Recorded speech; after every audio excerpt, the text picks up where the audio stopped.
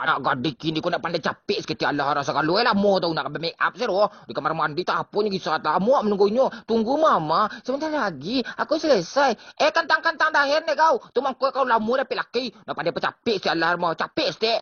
Nak adik kini ku banyak elenya tinggalnya ke laki lainnya je bakal nak taruh itu mah susah untuk move on. Siang malam ini nanti bayang. Tolonglah abang kembali sama adik. Matilah kau lain makanlah cinta kau mengongok aku jadi orang muda percaya ke laki lain pakak. Nak gadis kini ku kalau laki nak je cowok awak punya tuan semua panganai ingin basuh je nyo taruh.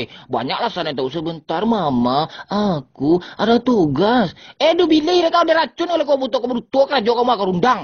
Gadis kini kau alai lebay kalau lah je cowok tu lah mati kerancak tu manjo mesra-mesra. Gadis gaman itu macam dia. Abang tolong jangan tinggalkan adik sendiri. Ayam kuriak kau dan dah biar tanggi kau tu kau biasa salah kaya kau tu lah.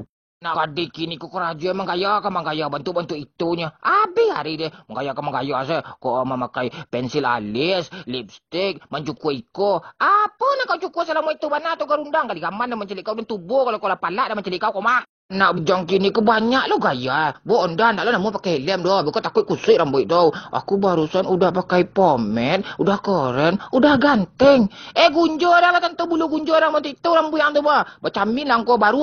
Nak zaman kini ke banyak lah pantangnya degi kacang tak lo nyo doh. Beko takut beko jerawatan mukanya. Aku takut muka Barbie nanti jerawatan. Karo makan kacang tak ada jerawat ro. Makanlah rumput dia kau kabau. Nak zaman kini ku melunjak-lunjak perangai nampak tiap malam begadang sekeraja itu. Siangnya bela lu ada utak setiap lara malam kerja internetan, nongkrong, mana telepon. Musang mau itu tu nyalele dah. Gari kini ku payah bana mendapat jodohnya. Di jodohnya ndak lo namor tau nak nioro. Ini milih seorang dapat ndak sampai kini nioro.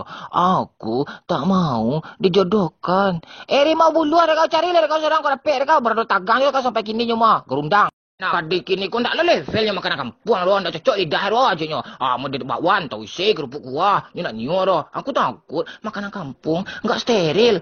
Ciri duan tu steril sama cucu kia kunyah kau. Mati kerancak suka aku mah. Gadis kini ku sebenarnya pakak mudahnya tu ada cowok. Jadi cowok lah mau tak. Kalau lah mengecek cowok tu lah apa ngelapak udah yang mengenai lebih tu mah. Abang, aku padamu. Mau jadi-jadian kau dimpai-impuan sadolah kau tabik setanan kau mah.